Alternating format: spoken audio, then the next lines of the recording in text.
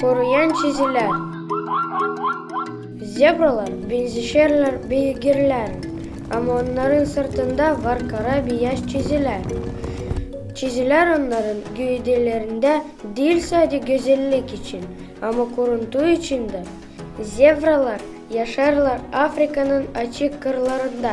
Nerede var çok korkunçlar, düşmanlar. Aslanlar hep beklerler avını, hem ayırırlar zebralar arasında yen üfkayı ya da hastayı.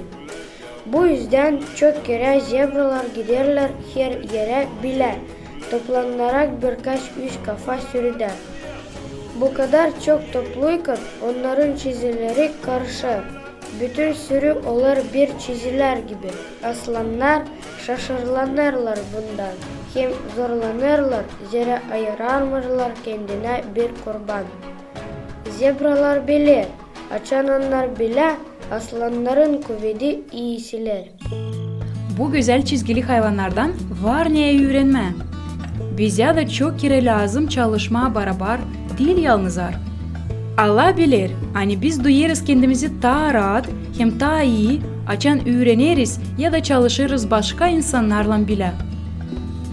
Olarak bile vakitimiz geçir daha kolay hem daha interes.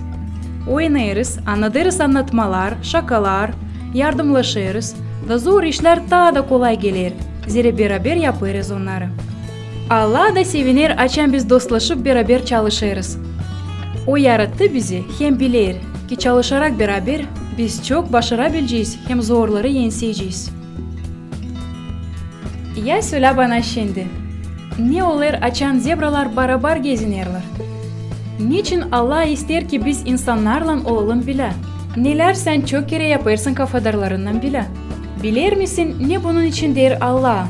Benim sevinmemi doldurun. Olun bir niyette hem bir sevgilikte. Nice bir canda hem bir fikirde. Bu yazılı Filiplilere 2. başta 2. yerde.